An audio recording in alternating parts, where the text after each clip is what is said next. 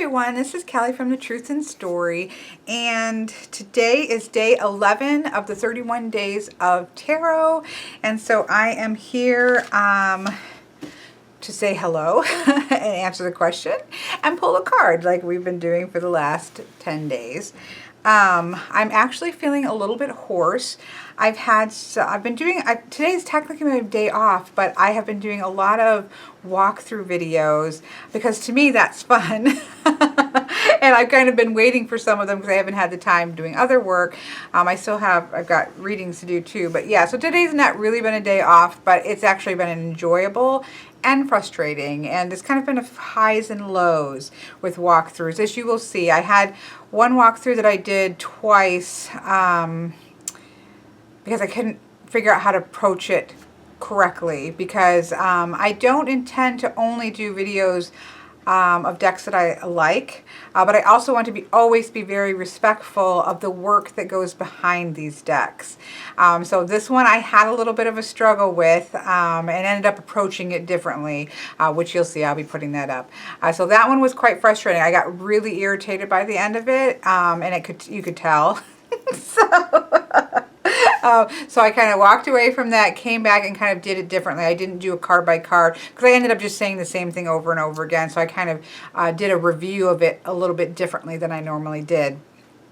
So I did that a couple times, and then I went to the post office, and I have been very good. Now, one deck I'm not going to show you because I did a walkthrough. I just finished the walkthrough of that. I'm feeling a little hoarse because I was so excited about it.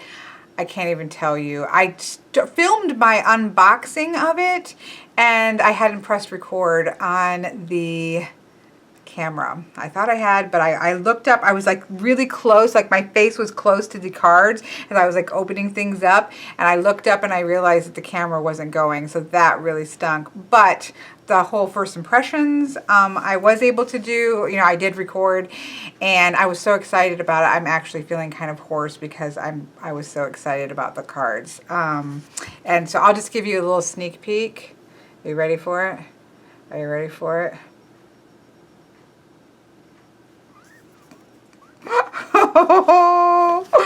Yeah, that's exciting. That will be coming soon. I have to, I've done the walkthrough of it. That's probably going to be a few days because I need to blacken the edges. Look at the gorgeous. Okay, that's it. You're getting a peek of that because I have a video for that. But I have to blacken those edges, and it's going to be stunning. And I want to, put that on the end of the video. So I went from the lows to the oh my gosh highs. That's all I'm saying. We're moving on. But the other thing that I got in the mail was, and that was an amazing gift. Oh my goodness. But we will have another video of that. But the other thing I got in the mail is, it's still in cellophane, and I chose this back because in the Arthur Rackham Oracle deck, you can choose your own backs, and I chose this one. We'll get the card things off here. I was so good and I didn't open it. We're not going to walk through all these today, but I did want to. I was so good and didn't open it. Well, A, because I was busy with that one, which the lady who gave that to me was, I think, becoming afraid that it might have been lost. But it was coming from very far. This will be getting black edged too, so I will have disgustingly black hands because I'm going to be doing both of these because I have seen Benabel Wen blacked hers and I absolutely loved it. Well, either blacking it or lining it. I guess I'm going to have to think about that one. We'll see. So this is the Arthur Rackham Oracle that I've been so excited about. Look at that backing. I will obviously be doing a walkthrough of this, but because this has no numbers, there is really not an order. I think it's alphabet. No, it doesn't even look like it's... No, it's not in alphabetical order. So I feel like I'm going to pull a card from this one. So yeah, this is the Arthur Rackham Oracle, which is, here's Arthur Rackham right there. He was an illustrator. He illustrated more than 42 books in his lifetime. 2 volumes of Grimm's Fairy Tales, Shakespeare's A Midsummer's Night's Dream, and another one that I can't read. Ibsen's Peer Giant, maybe? I don't know what that last word is. But I have he did the Ring Cycle. He did the illustrations for the Ring Cycle with the mythological cycle. And I have the playing card deck, and I love it, and I actually have used it as an oracle. There is also a Ring Cycle Tarot with his illustrations that came out, but I wasn't really fond of the setup of that. I felt like it just needed to be an oracle instead of being fit into a tarot deck, which is the problem that I had this morning with my walkthrough. I think people just need to not try to cram things into a tarot. Let it be a really amazing oracle deck. That doesn't mean it's less than because it's an oracle deck. So, anyways, what time is it? Okay. Sorry, I have a Skype thing I have to do. So, anyways, so when I saw this, I was in love with it, but it's not a cheap deck. But I just had, look at this, Curiosity. Oh, I just had to get this. This is about storytelling and words, and there are many, I'm sure, videos out on this. I'm so excited to being able to do mine, and I am very excited about this deck. I'm trying to be more conscious, not more. I bought a lot of decks last year. No shames about that one. I did get a lot of decks last year. I really went from almost, like 4 or 5 decks to a lot more than 4 or 5. Many of those were also I was also gifted a lot, and just in starting my business, I kind of put, some of my money back into, I have kind of that rule for my own self, like I only use my tarot money to buy tarot cards. It's a personal rule. That is not, don't say Kelly said you can't buy decks unless it's with your own tarot money. Don't start those kind of vicious rumors. That's just something that I do for myself because, in some ways it is an investment in my business. I'm able to do video reviews. I'm able to use them in readings and that kind of thing. And so, it kind of makes me feel better about my purchases. Not that I really need an excuse. But anyways, my point being that I did accumulate quite a few decks, and I'm not one to keep decks that I'm not going to use. In fact, I have a stack started. Well, Miss Boho Gypsy had sent me a whole box of ones she had purged her tarot collection out, and so shifted a bunch to me. I'm going to keep a few out of those that I know that I'm keeping, but then there's probably quite a few of those that are going to get shifted on to other people as well. And then I have a couple of my own, like I have the Journey of Love. I'm starting a pile here. I've got Journey of Love Oracle deck, which is beautiful. I never use it. The Earth Magic Oracle, I just bought that. I mean, it was only $8 on Cyber Monday, but I thought I was going to love that one, and I fell in love with the Wisdom of Avalon, and this just doesn't really do anything for me. There's nothing wrong with it, but I just don't feel like I'm going to use it with the other decks that I have, so I'm going to pass that on.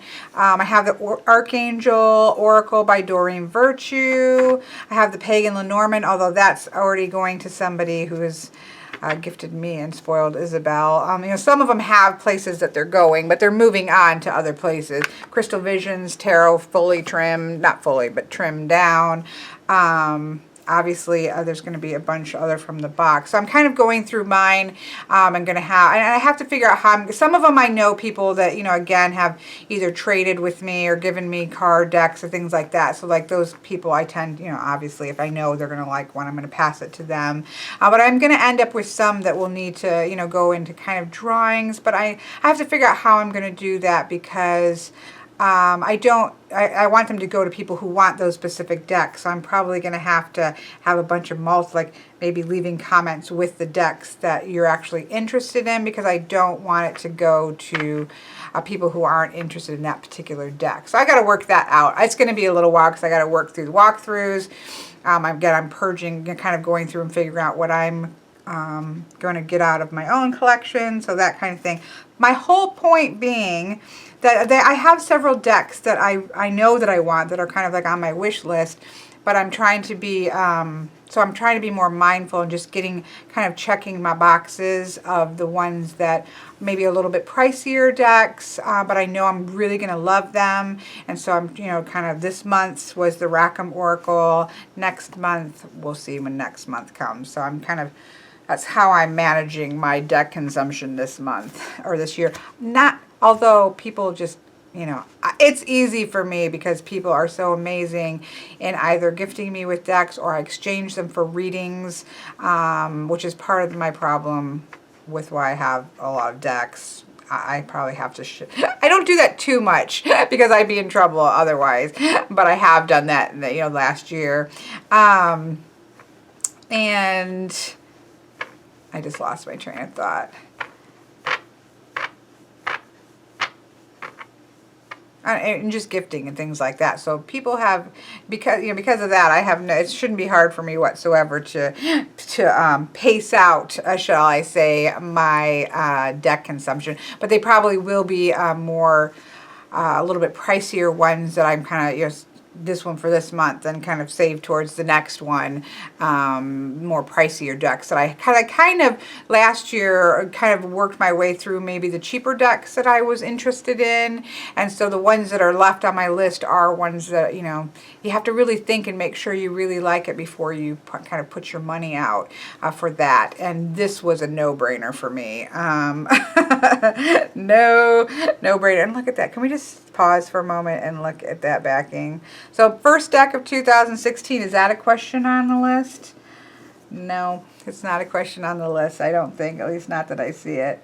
That should be a question. What is your first deck of 2016 you purchased? Rackham Oracle. Look at that, stability and sure-footedness.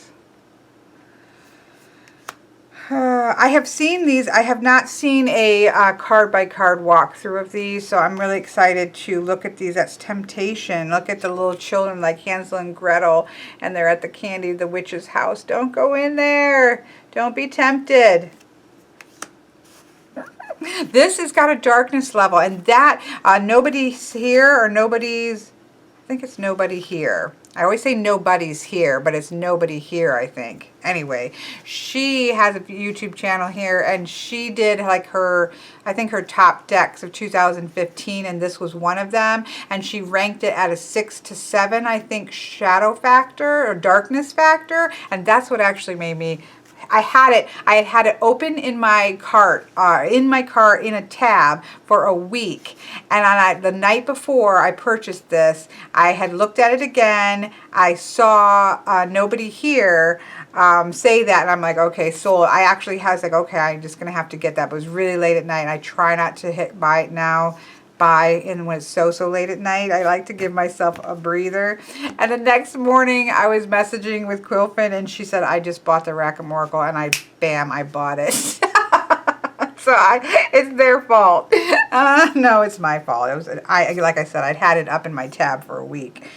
But it says this is why I wanted it, because fairy tales have light and dark, and they have a whole lot of dark, and I adore, that's why I love fairy tales. That's why my thing is fairy tale. That's why my thing is monster theory, aka Bohemian Gothic, with vampires and werewolves and demons and oh my things. That's why I love it, because it looks at both sides. Fairy tales very much have light, the highs of lights of happily ever afters and the darkness of despair. It encompasses all of that.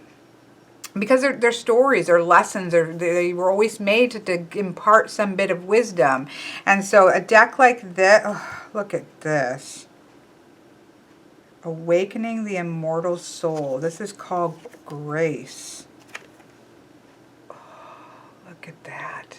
His illustrations are just stunning. Absolutely stunning.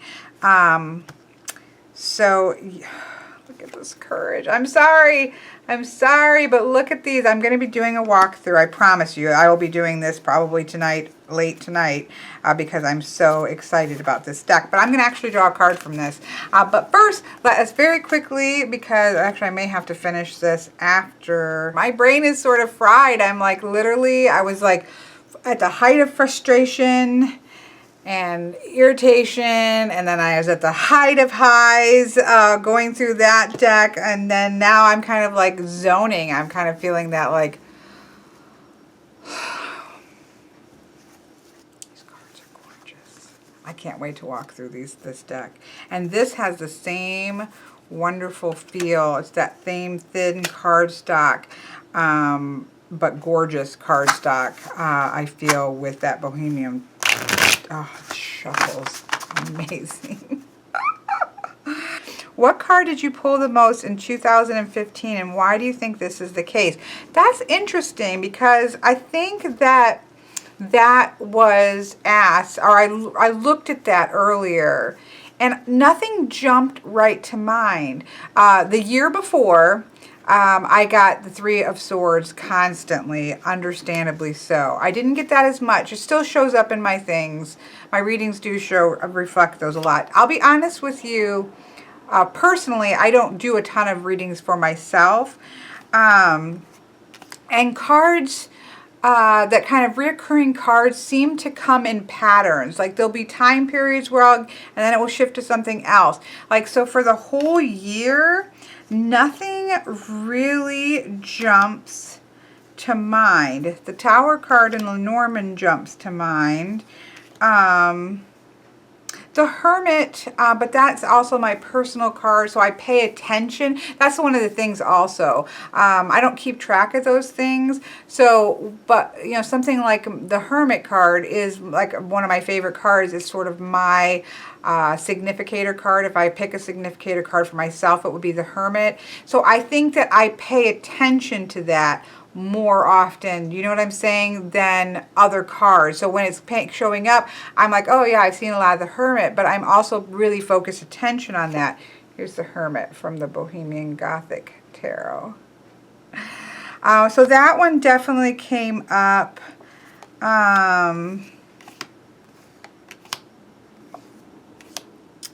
I want to say even the Tower has come up a lot, but again, that's something that I pay attention. The Ten of Swords. Okay, I guess that one I could certainly say with pretty certainty that I could certainly say that with some degree of certainty.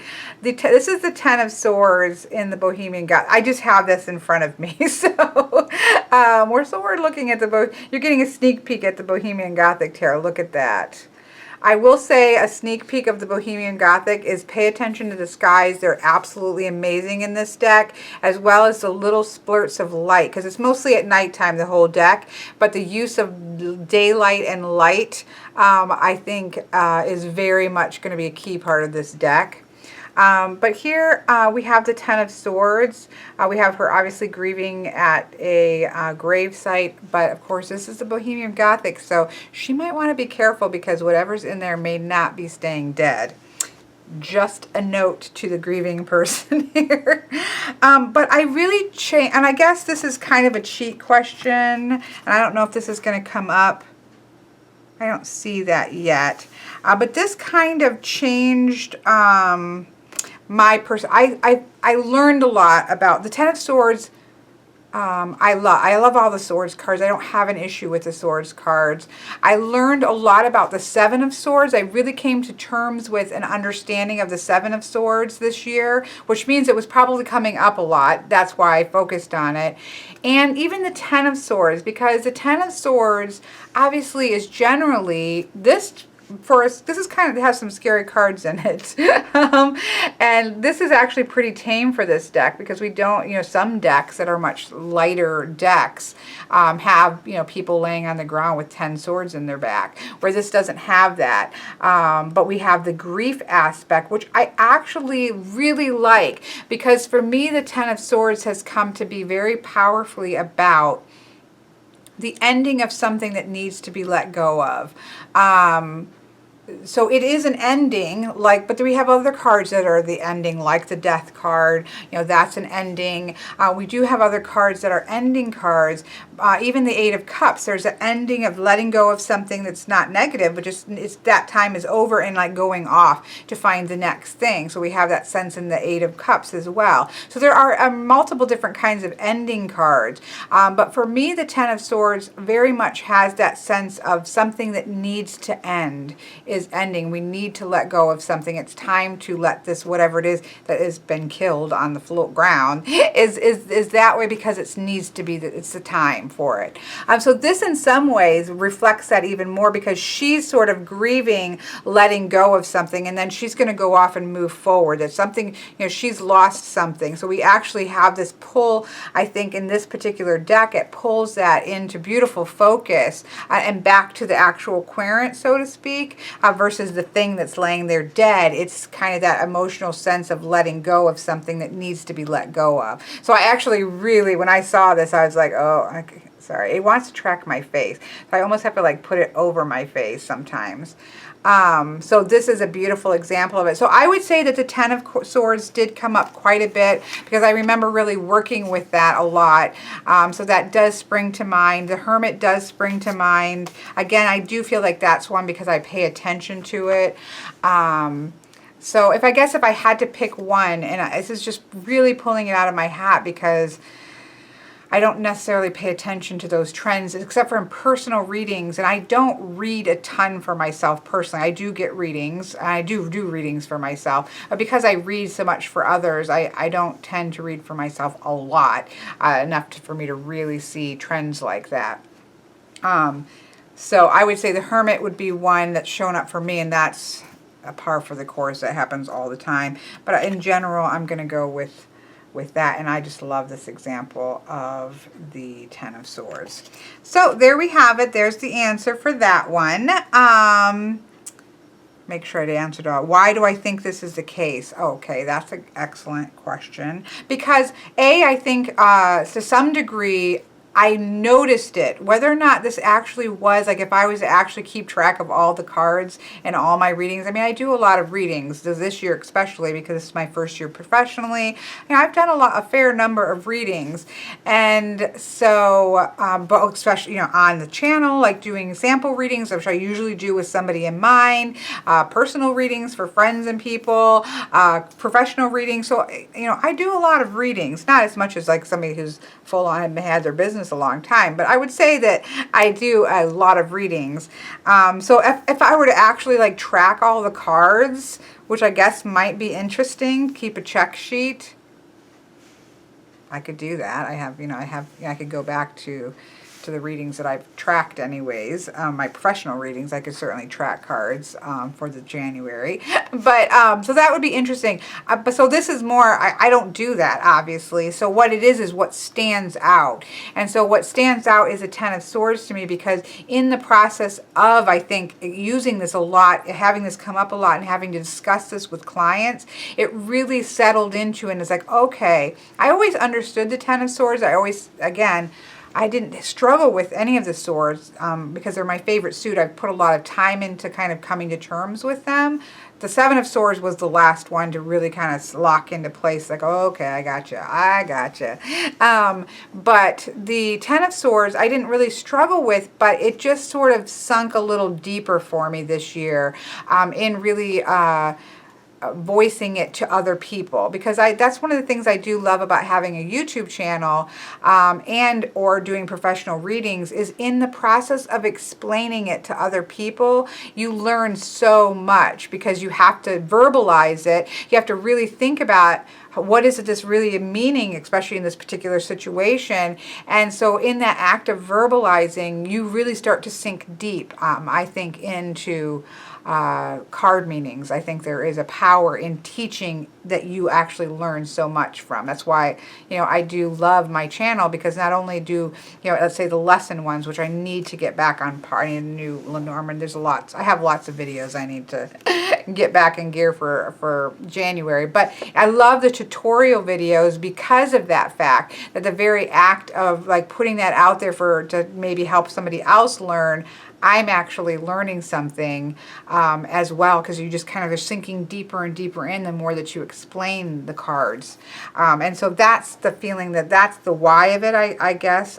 I think that people maybe this year needed to have an understanding of knowing when to let go of things, that it seems really hard in the moment, and that whatever you're dealing with of letting go of something is very difficult, but that it's necessary. Sometimes it's necessary to let go of things. And so I guess that's, you know, there's a lot of people that needed to hear that, that came to me, I guess. Can we just see the Queen of Swords? Okay, so there we go. There's my answer twice, or I think I kind of returned to it. But let's draw a card, because I have to continue on with my day. Again, it's kind of not a lazy day, but I'm enjoying my day. So that's one of the joy of actually liking your job and reading tarot, that it's all fun. But my regular day job, I didn't have much to do, so that's my day off in terms of that. Although I am trying to make Mondays a day off. It didn't quite happen today because I was excited about doing walkthroughs and stuff, but I'll do better next Monday. Because I do need those, like, sit on the couch and watch reruns of television days too. Okay, so I'm going to pull a card from the Rackham Oracle. Oops, did I mess these up? I might have. Perseverance. This is a hanging on at the edge. So here we have, hopefully you can see this well. So we have, hopefully I can see it well. Look at how old I'm getting. I'm like, well, let's see. What do we have here? No, oh, my glasses are right on my head. Golly. There we go. So we do have a woman who's kind of climbing up the side. And she's hanging on by the edge. So there is that sense of, you know, we got this a little bit yesterday, like that, or was it yesterday that we had the Be Strong? You know, I get this is that same feeling of just hang on. And we even have these people over here that seem to be kind of snickering. And again, I could just be reading into that, but that's okay. That's what an oracle card is for. I'm getting the sense that these people are kind of snickering. They are not being encouraging of this person. They are kind of maybe hoping that she fails, but definitely this one in the front, this little old lady in the front, is not being very nice and is kind of sniggering in her kerchief. And so I get that sense of, you know, that sometimes we're in that position where we're really struggling to get something accomplished, to do something, to make something of our lives, to really, you know, build our business, that maybe not everybody understands why are you building a tarot business in your family or something like that, or, you know, whatever it is that we're trying to do, that we're working really hard, or we're just in a really hard time and we're really just kind of hanging on by fingernails, and instead of being supportive, these people are not being supportive, and yet the message is to keep perseverance. Is a, oh my goodness, I have gnats.